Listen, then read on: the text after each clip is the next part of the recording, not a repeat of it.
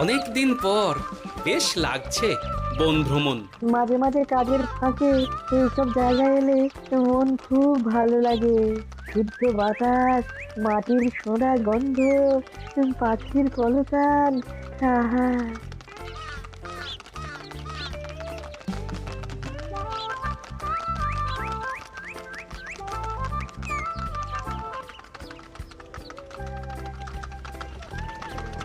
মহারাজের রথ থামছে।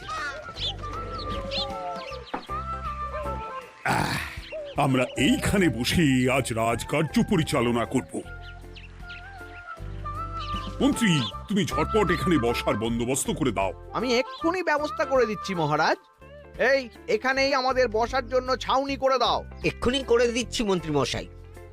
এরা বসার জায়গাটা করে দিক, ততক্ষণ আমরা একটু হেঁটে আসি।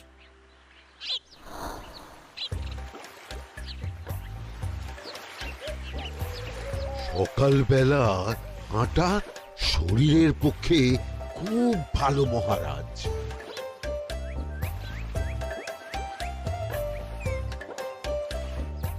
আগেকার দিনে রাজা মহারাজরা এই সব বনে মৃগয়া করতে আসতেন। মৃগয়া একদম ভালো নয় মন্ত্রী। তুমি জঙ্গলে আসছো অন্য প্রাণীদের মারতে।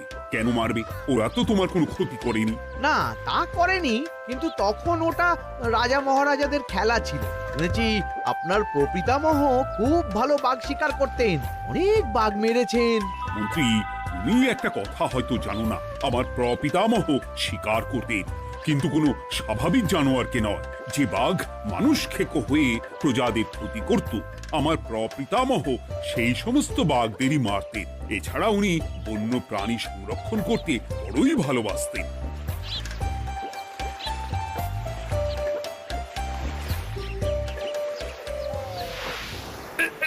উফ, এটা আবার কি? এই এটা আবার কোথা থেকে উড়ে এলো? কোথাও তো ঝড় হাওয়া কিছুই নেই।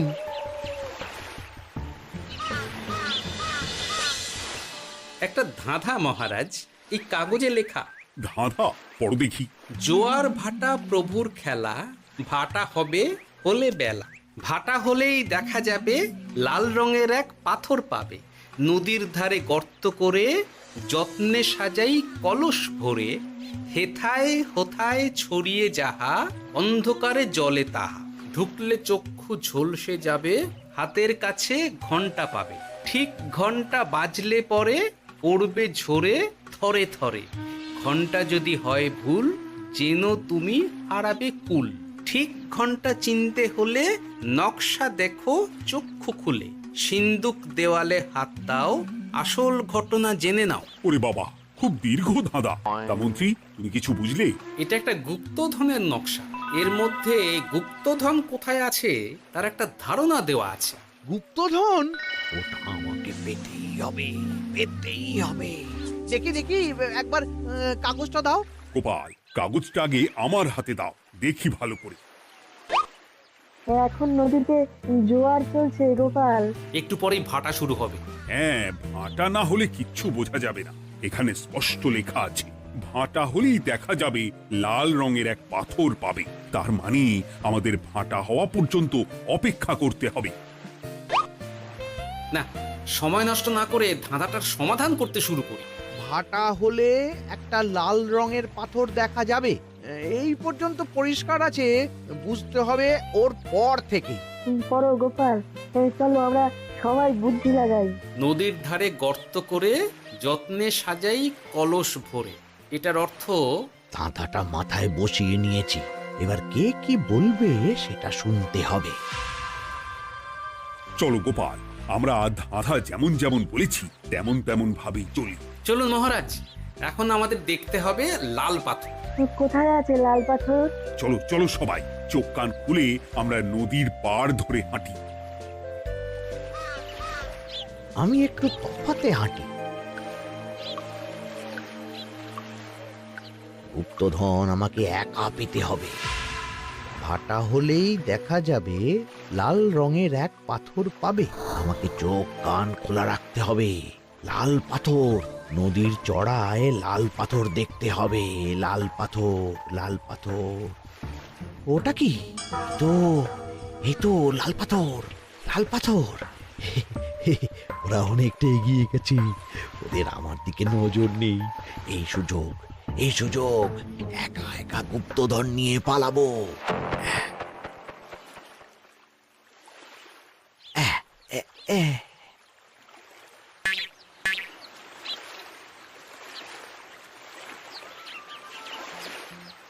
কি গো, আমরা তো হেঁটেই চলেছি, লাল পাথর তো কই দেখতে পাচ্ছি না। আরেকটু হাঁটতে হবে মহারাজ, গুপ্তধন বলে কথা, ওকে আর সহজে ধরা দেয়? সেটা অবশ্য সঠিক কথা। আচ্ছা, আমরা সবাই তো আসছি হেঁটে হেঁটে, মন্ত্রী মশাই গেলেন কোথায়? ও কি যে ঘটে! সত্যি তো, মন্ত্রী কোথায়? ও সেনাপতি, মন্ত্রীকে দেখেছো? কই না তো মহারাজ। তাহলে কোথায় গেলেন মন্ত্রী মশাই? এই জঙ্গলে বাঘ ভাল্লুক আছে, শেষে কিনা বাঘে নিল। হায় হায় হায়, মন্ত্রী গিন্নির কাছে আমি কি মুখ দেখাবো? হুম, বাঘ ভাল্লুকের পেটে যাবার লোক তো মন্ত্রী মশাই নন। ও গোপাল, কি ভাবছো? কিছু তো একটা বলো। এখন আমাদের মন্ত্রী মশাইকেই খুঁজতে হবে। তবে মন্ত্রী মশাই বাঘ ভাল্লুকের পেটে যায়নি। তুমি নিশ্চিত হচ্ছ কি করে? অত পেঁচালো মানুষকে বাঘ ভাল্লুক গন্ধ শুকেই ছেড়ে দেবে, হজম করতে পারবে না। না না না, এখন রসিকতা করার সময় নয়, আমাদের মন্ত্রীকে খুঁজে বার করতেই হবে। কোথায় গেল মন্ত্রী? চলো চলো, গুপ্তধন মাথায় থাক, চলো মন্ত্রীকে খুঁজি। মন্ত্রী কোথায় গেল কে জানে। একবার পুরো ধাঁধাটা ঝালিয়ে নি। ভাটা হলেই দেখা যাবে লাল রঙের এক পাথর পাবে। ভাটা হয়েছে, লাল রঙের পাথরের মাথায় চাপ দিয়ে গুহার মুখও খুলেছি। এবার নদীর ধারে গর্ত করে যত্নে সাজাই কলস ভরে। এটাই তো ঠিক বুঝতে পারছি না।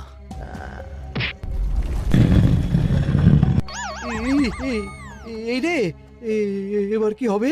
হ্যাঁ মহারাজ, কোথাও একটা আওয়াজ হলো। আওয়াজটা কোন দিক থেকে হলো? চলুন সামনে এগিয়ে যাই। আমার মনে হয় আওয়াজটা সামনের দিক থেকে এলো। আমারও তাই মনে হলো। তবে কি মন্ত্রী মশাই লাল পাথরের হদিশ পেয়ে গেছেন? আমাদের চোখে পড়লো না, অথচ মন্ত্রী মশাইয়ের চোখে পড়ে গেল। আসলে আমরা কথা বলতে বলতে গেছি, তাই নজরে পড়েনি। মন্ত্রী মশাই একা একা আমাদের পেছন পেছন আসছিলেন। উনি ইচ্ছে করেই আমাদের পেছনে পেছনে আসছিলেন। নিজে একা গুপ্তধন নিয়ে যেতে চেয়েছিলেন, এখন কোথায় আছেন কে জানে।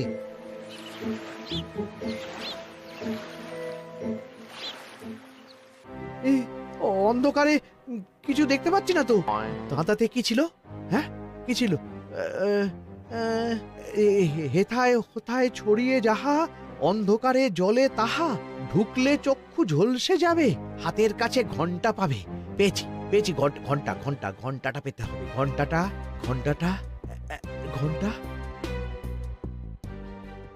ভাটা হলেই দেখা যাবে লাল রঙের এক পাথর পাবে, নদীর ধারে গর্ত করে যত্নে সাজাই কলস ভরে, হেথায় হোথায় ছড়িয়ে যাহা, অন্ধকারে জলে তাহা, ঢুকলে চক্ষু ঝলসে যাবে, হাতের কাছে ঘন্টা পাবে।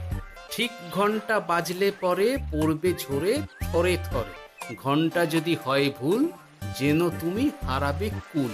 ঠিক ঘন্টা চিনতে হলে নকশা দেখো চক্ষু খুলে, সিন্দুক দেওয়ালে হাত দাও, আসল ঘটনা জেনে না।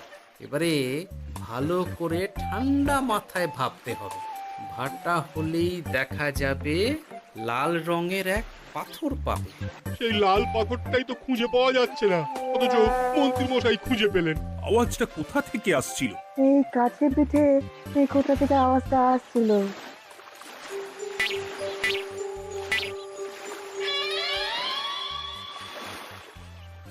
এই তো, এটাই মনে হয় সেই লাল পাথর। একটু নাড়িয়ে চাড়িয়ে দেখি তো কিছু হয় কিনা।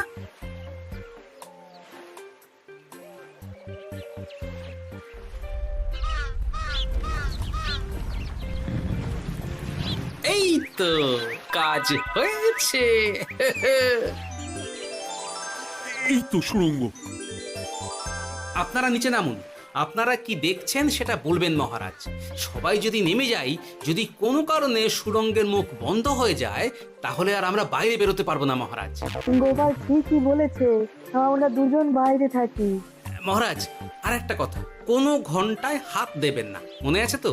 ঘন্টা যদি হয় ভুল, যেন তুমি হারাবে কুল। ওরে বাবা, এই বয়সে আর কুল হারাতে চাই না। ঠিক আছে, তোমার কথাই অক্ষরে অক্ষরে পালন করব। দেখি এই সুরঙ্গে মন্ত্রী মশাইকে দেখতে পাই কিনা। চলুন মহারাজ, সুরঙ্গে নামি। সবাই সাবধানে নামো।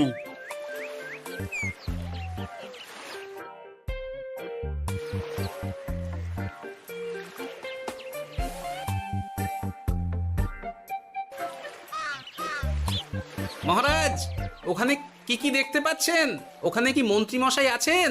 না গোপাল, মন্ত্রীকে এখনো দেখতে পাইনি। শুধু আমি এখানে অজস্র পাথর দেখতে পাচ্ছি। পাথরে পাথরে ছয় লাভ, ছোট বড় অজস্র। পাথরগুলো বড় অদ্ভুত, কিরকম কিরকম মানুষ মানুষ গড়ন। লম্বা বেঁটে হরেক রকম। মানুষ মানুষ গরম, সেটা কি রকম? আর কিছু? কোনো কলসি কি দেখতে পাচ্ছেন? কলসি তো দেখতে পাচ্ছি না। মহারাজ, কলসি থাকতেই হবে, কারণ ধাঁধায় লেখা আছে নদীর ধারে যত্ন করে যত্নে সাজাই কলস ভরে। গর্তটা আসলে হলো সুড়ঙ্গ, কিন্তু কলস। মহারাজ, মহারাজ, এইদিকে এইদিকে একটা কলসের মতো কি যেন আছে। এইদিকে আসুন, এদিকে। হ্যাঁ গোপাল, দেখতে পেয়েছি। এবার আমি যেরকম যেরকম বলবো সেই রকম সেরকমই করবেন। আমি বিজ্ঞানীকে নদী থেকে জল তুলে পাঠিয়ে দিচ্ছি। পাত্র কোথায় পাবে? আমাদের জল খাবার যে পাত্র আছে সেটা আনতে লোক পাঠাচ্ছি। ঠিক আছে। শুধু একটা কথা বলছি, আপনারা কেউই সুড়ঙ্গের ভেতরে কোনো কিছুতে হাত দেবেন না। কেন গোপাল? সব পরে বলবো, এখন আমি যা বলছি সেটা শুধু মনে রাখুন। সুড়ঙ্গের ভেতরে কিছুতে হাত দেবেন না। ঠিক আছে। প্রহরী, তুমি যাও, যেখানে আমাদের বসবার আয়োজন করা হয়েছে সেখানে গিয়ে একটা জলের পাত্র নিয়ে নদী থেকে জল ভরে নিয়ে এসো। গোপাল, মন্ত্রী মশাই কোথায় গায়েব হয়ে গেলেন? কোথাও গায়েব হয়ে যাননি বিজ্ঞানী, কোথাও গায়েব হয়ে যাননি উনি ওই সুড়ঙ্গের ভেতরেই আছেন। কিন্তু কেউ তো ওনাকে দেখতে পাননি। সম্ভবত পাথর হয়ে আছে। এখন কিভাবে পাথর হয়েছেন সেটা তো আমি বলতে পারবো না। সবটাই স্বপ্নের মতো লাগছে। ঠিক যেন স্বপ্নের মতো লাগছে। এই জীবনে সুরঙ্গ দর্শন হয়ে গেল। আমাদের পাতাল প্রবেশ। পাতালে আসিয়া আমি মনে মনে বলি, গুপ্তধন নিয়ে আমরা যেন সৎ পথে চলি। তোমার এখনো কাব্য আসছে সভাকবি? আসছে মানে কাব্যের সাথে আছে রোমাঞ্চ, করছে গা শীত, হচ্ছি আমি অধীর। মহারাজ, জল দিয়ে বিজ্ঞানীকে পাঠাচ্ছি। কি করতে হবে বিজ্ঞানীকে সব বলে দিয়েছি। তুমি ভেতরে আসবে না? আসবো ঠিক সময়ে। এখন আমি যেমন যেমন বলবো আপনি ঠিক তেমন তেমন করবেন। ঠিক আছে। বিজ্ঞানী, যেমন যেমন বললাম ঠিক তেমন তেমন ভাবে কলসিকে জল দিয়ে পরিষ্কার করবে। মনে রেখো, ধাঁধায় আছে কলসি সাজাই যতন কর। তুমি একটা কথা মনে রেখো বিজ্ঞানী, কোথাও হাত দিও না কিন্তু। ঠিক আছে গোপাল, তোমার উপস্থিত বুদ্ধির তুলনা নেই। আমি যাচ্ছি গোপাল। সাবধানে সাবধানে। মহারাজ, বিজ্ঞানী যাচ্ছে। সাবধানে নামো, সাবধানে। মহারাজ, এই কলসিটা কোথায়? ওই তো, একটু সাবধানে যাও।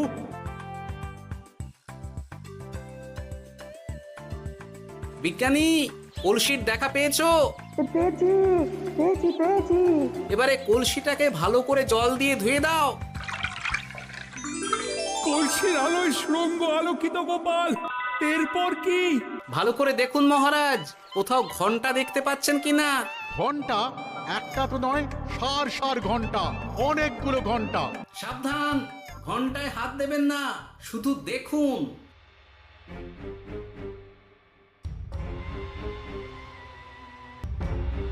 মহারাজ, আমরা গুপ্তধনের খুব কাছে চলে এসেছি। তাই নাকি? কি মজা কি মজা, এবার খাবো ক্ষীরের গজা। সভাকবি, চুপ করো। এখনো আমরা গুপ্তধন পাইনি। বাবার মুখে দাঁড়িয়ে সবগুলো তারা আঁকা। বিজ্ঞানী, কোনো ঘন্টায় চাঁদের নকশা করা আছে কি একটু দেখে বলো না। আমি আতস কাজ নিয়েই দেখছি, সব ঘন্টাতেই তারা আঁকা। খবরদার কোনো ঘন্টাকেই ছোঁবে না। ঠিক আছে, কোনো কিছু না ছুঁয়ে আমি দেখছি। পেয়েছি গোপাল, চাঁদ আঁকার ঘন্টা পেয়েছি। ওই ঘন্টাটা বাজাও, বাজাও।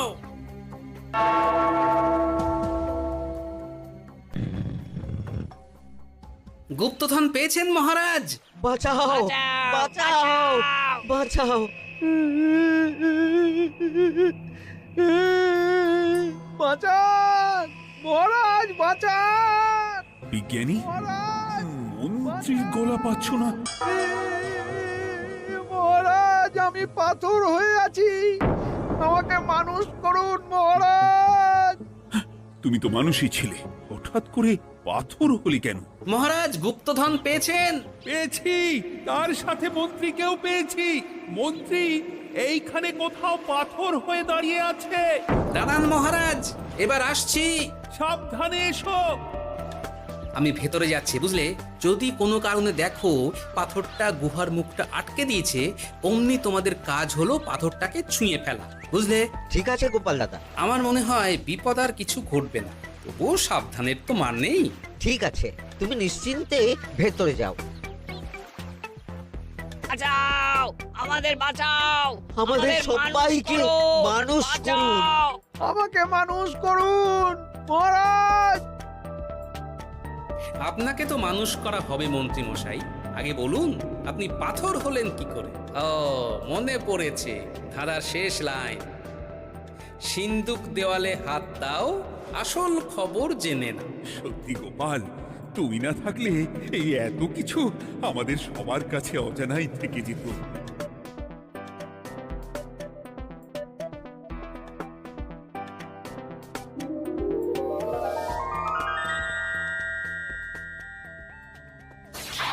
ধন্যবাদ আমাকে মুক্ত করার জন্য। আপনি কে? আমি যক্ষ। আমাকে এই ধন সম্পত্তি পাহারা দেওয়ার জন্য এক ডাকাত দলের সর্দার যক্ষ করে রেখেছিল। আমি 100 বছর ধরে এইখানে যক্ষ হয়ে আছি। আমি তোমার জন্য মুক্ত হলাম গোপাল। এই সম্পত্তি তোমার গোপাল। সম্পত্তি নিয়ে আমি কি করব? আমি এই সব সম্পত্তি মহারাজকে দান করলাম, রাজ্যের অনেক কাজ হবে এতে। তুমি ধন্য গোপাল, তুমি ধন্য। এবার আমার যাবার সময় এসেছে, আমাকে যেতে হবে। যাবার আগে এই পাথরগুলোকে মানুষ করে যান। এরা সব লোভী। আমি আমার সীমিত ক্ষমতায় এই গুপ্তধনের ধাঁধাকে এখানে যারাই ভ্রমণ করতে আসে তাদের হাতে তুলে দিই, কিন্তু কেউ এই ধাঁধার সমাধান করতে পারে না। সবার মনে লোভ কাজ করে, এই লোভ এদেরকে পাথর করে রেখেছে। পাথর হলো কি করে? একটা মানুষ এসে বুক ভরা লোভ নিয়ে আধা পুরো না জেনে পাথরে হাত দিলেই সে পাথর হয়ে যাবে। আমাদের ভুল হয়েছে, আর লোভ করবো না, আমাদের বাঁচাও।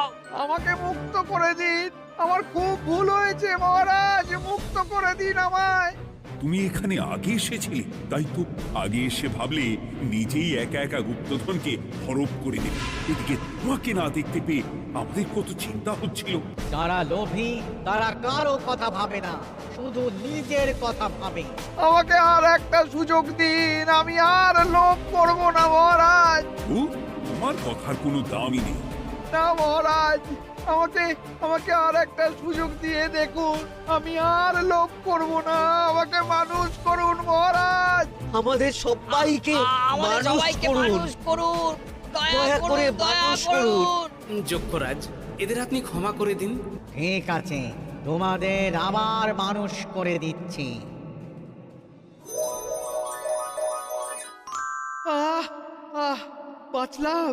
বাঁচলাম। এই রকম বারবার বাঁচা যাবে না, কিন্তু এবার সাপ ব্যাং যাই হবে না কেন ওইভাবেই থাকতে হবে, এই আমি বলে দিলাম। এবার আমার মুক্তি। মুক্তি নেবার আগে আরেকটা প্রশ্ন, যে ডাকাত সর্দার তার সম্পত্তিকে রাখার জন্য আপনাকে যক্ষ বানিয়েছিল, এই সম্পত্তি তো তাদের, আমরা তো নিতে পারি না। লোভ বড় খারাপ গোপাল, অতিরিক্ত লোভ মানুষকে পশু করে দেয়। ওই ডাকাত দল এই সম্পত্তির জন্য সবাই কাটাকাটি করে মরে গেছে, কেউ আর বেঁচে নেই। সুতরাং এই সম্পত্তিতে তোমার অধিকার আছে, এই সম্পত্তি তুমি গ্রহণ করো। নিলাম আমি, কিন্তু এই সম্পত্তি মহারাজকে আমি দান করলাম। ডাকাত দল জনগণের সম্পদকে লুঠেই তো সম্পত্তি বানিয়েছে, তাই আমি জনগণের কাজে লাগবার জন্যই এই সম্পত্তি মহারাজকে দিলাম। গোপাল, তোমার জয় হোক। এবার তাহলে আমি যাই, তোমরা সবাই সুখে থেকো আর ভালো থেকো। গোপাল, তোমার তুলনা হয় না। তোমার ঋণ আমি কোনোদিন শোধ করতে পারবো না।